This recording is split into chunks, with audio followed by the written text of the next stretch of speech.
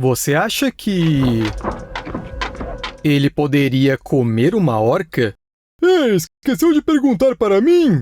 Não esquecemos.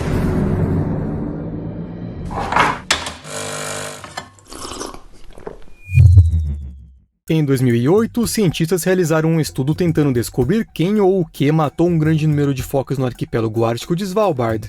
Durante a busca, eles abriram o corpo de um tubarão da Groenlândia, que era o principal suspeito. Porém, encontraram algo estranho em seu estômago: a mandíbula de um jovem urso polar. Os cientistas ficaram tão surpresos que começaram a rir. Provavelmente estavam rindo de nervoso, o que é compreensível. O urso polar é um predador alfa. Isso significa que ele está no topo da cadeia alimentar, afinal ninguém se atreve a caçar este animal. O urso polar é grande, forte e feroz demais. Agora, tente imaginar o maior predador terrestre do mundo contra um rápido e mortal tubarão de dentes afiados.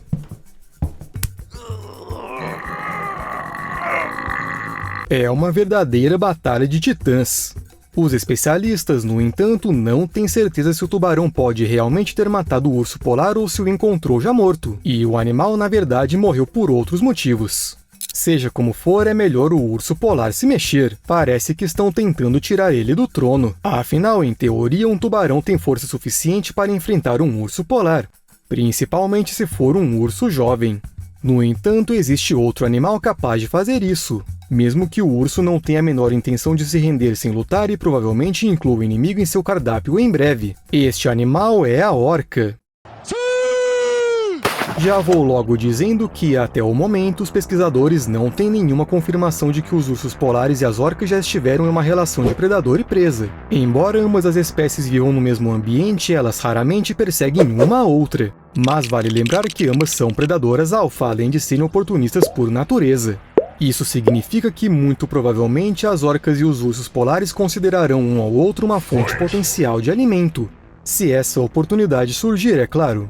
É difícil encontrar um vídeo ou uma foto de ursos polares comendo orcas, mas os cientistas não têm dúvida de que os ursos sempre se alimentam de orcas quando as encontram pelo seu caminho. O desenrolar dos fatos mais provável é o seguinte: um urso polar encontra uma orca já morta e decide comer um pouco, porque é assim que os ursos polares funcionam. Se virem comida, mesmo que seja carniça, eles nunca a recusam, especialmente se for uma comida dessas. Uma orca macho adulta pode pesar até 6 toneladas, ou seja, tem carne suficiente para alimentar até 20 ursos polares de uma vez só. Como eu disse, a orca encontrada por um urso provavelmente já estará morta. Mas e se fosse para caçá-la, será que um urso teria alguma chance? Com certeza, mesmo que até o momento só possamos tirar conclusões a partir de evidências indiretas. Em geral, os ursos polares não ligam de almoçar carniça. Dá só uma olhada. De longe, isso parece um rebanho de ovelhas pastando em uma encosta. Mas quando chegamos mais perto, vemos que isso não são ovelhas, não. Centenas de ursos polares foram até a orla para comer uma carcaça de baleia na remota ilha de Wrangel. O incrível espetáculo foi presenciado por turistas que estavam fazendo uma expedição pelas águas do Ártico. No total, os membros da expedição contaram mais de 150 ursos polares. Mas depois as autoridades da ilha disseram que havia 230 ursos. E eram ursos de diferentes idades e sexos. Havia grandes machos se alimentando ao lado de mães com filhotes. Uma situação única. Afinal, é isso que acontece quando dois ursos polares se encontram. Eles são animais territoriais e agressivos que preferem andar sós. No entanto, em nome de uma refeição tão farta como uma baleia, eles estão dispostos a fazer uma trégua temporária. Algo semelhante, mas em menor escala, provavelmente poderia ser observado ao lado do corpo de uma orca. No entanto, é pouco provável que as orcas se tornem o prato principal de um urso polar. Portanto, os ursos não contam muito com elas. Até o momento, não há casos registrados de um predador desse caçando o outro, mas tudo pode mudar. Nos últimos 50 anos, e em um ritmo bem acelerado, 1/3 da camada de gelo do Ártico derreteu, e cada vez mais mar aberto surge durante os meses de verão. Isso significa que os ursos polares estão perdendo sua casa em tempo real. Por outro lado, os cientistas começaram a notar um número cada vez maior de orcas em águas árticas, anteriormente inacessíveis durante os meses de verão. O mundo dos ursos polares está diminuindo, enquanto o mundo das orcas está aumentando. Devido à falta de comida, os ursos polares começaram até a pescar nos rios, assim como seus parentes, os ursos pardos e os ursos negros. Ou seja, os habitats desses dois predadores estão se sobrepondo cada vez mais. Portanto, é provável que estejamos prestes a receber os primeiros relatos de predação real de ursos polares. Além disso, às vezes as orcas passam por imprevistos dos quais é impossível não se aproveitar. A Baía de Hudson é um mar interior com apenas 2 saídas, ambas no norte. Na maioria das vezes, a baía congela completamente de meados de novembro a meados de julho. As orcas costumam viver em mar aberto, mas nos últimos anos elas têm vindo para a baía no verão em busca de presas. Naturalmente, não há gelo nesta época e nada impede que as orcas caçem os narvais dali. Os problemas começam mais tarde, quando as orcas se dirigem para a saída da baía, mas o fazem tarde demais. Assim que o gelo aparece, ele traz consigo 2 perigos: escassez de ar e escassez de comida. As orcas precisam ir até a superfície para respirar, mas toda a água fica coberta por uma espessa camada de gelo. É por isso que nos últimos anos é possível encontrar com certa frequência na internet informações sobre orcas presas. Os trechos de água sem gelo vão diminuindo e as orcas vão atrás deles. No fim, grupos de orcas desesperadas ficam tentando respirar por um pequeno orifício, e aí ele também acaba congelando. As pessoas se preocupam com as orcas e tentam ajudá-las, mas os ursos polares poderiam se beneficiar disso. Imagine só, um bando de orcas forçadas a subir constantemente para uma pequena área não congelada no meio do gelo sólido. É um local ideal para a caça. Além disso, os ursos polares já sabem como isso funciona. Eles caçam golfinhos de bico branco em Svalbard, dando preferência àqueles que ficam presos no gelo. No dia 23 de abril de 2014, registraram um exemplo dessa predação. Esses golfinhos são visitantes frequentes das águas de Svalbard no verão, mas não costumam ser vistos por lá no início da primavera. Os cientistas acreditam que os golfinhos ficaram presos no gelo devido aos fortes ventos do norte no dia anterior e podem ter morrido quando foram obrigados a subir à superfície. Como no caso das orcas, eles estavam simplesmente tentando respirar, mas morreram. E os ursos se aproveitaram disso. Além disso, temos outro fato para você. Os ursos polares são ótimos em caçar baleias beluga. Já na década de 80, pesquisadores observaram ursos no Ártico canadense atacando filhotes de baleias belugas na costa da ilha Somerset. Hoje em dia já existem muitas evidências de que esse tipo de caça ocorre o tempo todo. Ou seja, os ursos polares não veem nada demais em pegar e devorar uma baleia branca. Pois é, só uma terça-feira como outra qualquer.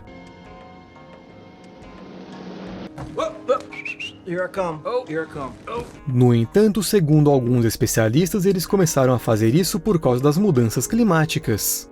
Outros, porém, garantem que as belugas sempre fizeram parte da dieta dos ursos polares, principalmente dos filhotes. Os cientistas simplesmente não tinham evidências suficientes antes. Em todo caso, isso nos leva a concluir que a orca pode muito bem virar uma simples presa do urso polar. Sim, as orcas são muito maiores e provavelmente mais perigosas. Mesmo assim, os ursos podem considerar os seus filhotes como presas. Por que não?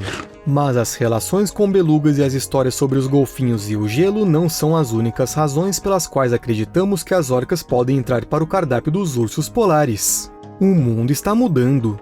Não faz muito tempo foram gravadas imagens de um urso polar caçando e comendo uma rena. O que há de errado nisso, você pergunta? Esse espetáculo nunca havia sido totalmente filmado. Havia informações sobre isso, claro, mas relatos são uma coisa, outra coisa bem diferente é um processo totalmente documentado do começo ao fim.